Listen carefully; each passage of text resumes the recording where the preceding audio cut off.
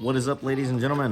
Welcome back to the Brandon Coin YouTube channel. And as you can see right here, Pokemon has sponsored today's video. Not really, but kind of.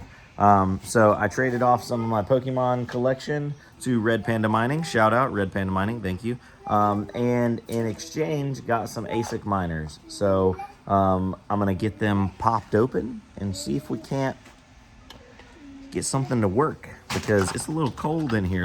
Look, I got my little guy right here. Oh, he dropped my batteries. Yeah, buddy. Okay, yeah, it's on my desk in there if you want to go grab it. So it's a little chilly. It's a little chilly. All right, we got in lots and lots of miners. Boom, miners. But this one right here was the most suspect because it arrived like this. Not great. And I know it was taped really well because look, this is tape all the way across. It definitely looks like somebody popped it open. So hopefully everything's okay. All right, so shout out L7 right here. Red Panda. Might leave that sticker on there just in commemoration. Everything looks good. So let's pull it over to the test bench, get it plugged in, and see how it's running. Looks like we got the silver fan grill mod. So we got a silver and then a black. That probably does something with equalizing the hash rate.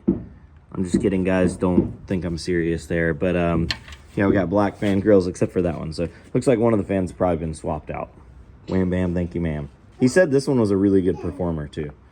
All right, guys, so I got it plugged in. We're about to power it on. I do have it plugged into our 240 volt makeshift 240 volt. It does work, by the way. And we got some thick boy wires, because somebody in my last video where I showed this, they were like, oh, your wire gauge is not thick enough.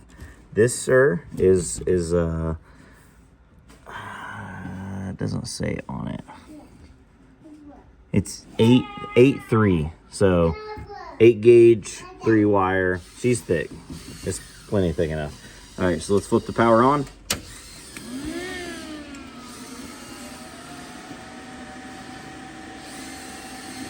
Well, this thing's relatively quiet. I thought it was going to be way louder. So let's go inside and jump on the network and get connected to this bad boy. All right, guys, so we're inside. I went ahead and put it onto Cryptex, mining to my account, and we did put it into low power mode. So over in the settings, we're in low power mode. Panda had the fans locked at 70%, so I'm gonna leave them alone. It looks like temperature-wise, I don't even know where these show the temperature. Miner temperature just says normal. So this is running bone stock Antminer firmware. I'm definitely going to be upgrading the firmware because I want to run it in like a more efficiency style mode. But so far, 20 minutes, we're good to go. It looks like no rejects, no stales, 274 accepted shares. And when I go over to my Cryptex, it's showing over L7X1, 7.5 gigahash over the last 10 minutes. The 24-hour average is at 4 gigahash because it hasn't been 24 hours yet, so it's coming up. And we're showing $59 a month or $1.91 a day. I imagine that'll come up as that 24-hour average comes up.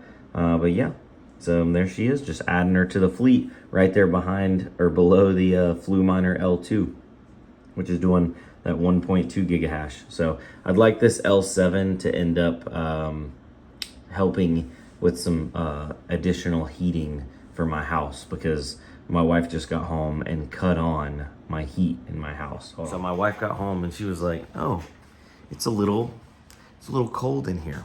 It's, mind you, it's 69 degrees in our house. To me, it's perfect. But she's like, boom, and bumps the thermostat up to 73. And I'm like, this is ridiculous. So I noticed on this firmware, you can put it in sleep, low power, and high power. I'm gonna mess around with some aftermarket firmware, but that'd be awesome if I could make, use like maybe a little smart switch with like Home Assistant, have it run like like a Python script or something to cut the ASIC from sleep mode to like a higher power mode, depending on those other firmwares and what they offer. So that way, instead of her going over and hitting the thermostat on the house, which we don't have a smart thermostat, and I know I could probably integrate that, but I'd rather just put one like something else, maybe use like a little touchscreen ESP32 or something. Boom, touch that. Oh, you know, let's turn the heat in low mode, or let's turn the heat in high mode. Then it would kick that on, and I'm thinking I'm probably just gonna end up taking that L7 and putting it in my attic and having it ducting and tying in with like a one-way diverter valve into my my HVAC ducting. So that would probably be like the cleanest way, so that way the heat is distributed evenly. But I don't know. We haven't got there yet. We were also trying out new colors in this room. So yeah. But anyway, guys, thanks for coming out. Thanks for seeing my TED Talk. Are L7s worth buying right now? That's all relative. That is all relative, because if we look at the profitability or unprofitability, as I would like to say, because right now the market's in the tank. So we're going down profitability wise. If you're looking at dollars, it ain't good. So I am looking at Satoshis, because I'm having everything convert over and pay out into Bitcoin, because I'm holding Bitcoin. But if you were to buy an L7, for example, right now, let's see here, L7, the 9.05 gigahash version, which is, I believe, the version I have, and your power is 14 cents per kilowatt, which is what I pay.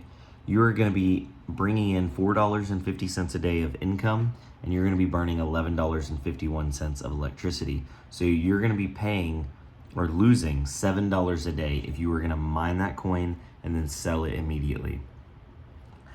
The issue here is you do get 42 Doge a day. So if you wanted to hold on to your Doge and potentially ride that wave up, that would be good as well. I am going to be using this for heating, so I'm going to be cutting that power back. And I'm not going to be holding Doge. Not that I don't believe in Doge, I just believe in Bitcoin more. So I'm going to be holding Bitcoin. Also going to be converting, probably not this, but some of my other miners over and stacking some jellyfish as well, because the price is attractive and I think there's room for appreciation. By the way, none of this is financial advice. I'm just a guy in a box talking about imaginary machines that you plug in and make money. If I were to try to explain crypto mining to my like high school self back in what, 06, 05, I would have thought I was lying. Anyway, you guys have a good one. I do appreciate y'all coming out. By the way, Red Panda, if you watch this video, thank you for the miners. We're going to be unboxing those other miners and taking a look at those and finding homes for them here soon. Also, spoiler alert, we're going tomorrow to go pick up solar panels and an inverter and batteries and wiring. I know, right? I know. It's crazy. Can't afford power. We gotta steal it from the sun. We're gonna steal our power from the sun. Watch it. Solar tax coming up next. If you have solar panels, you have to pay a tax. Oh gosh, I think I just gave the government an idea.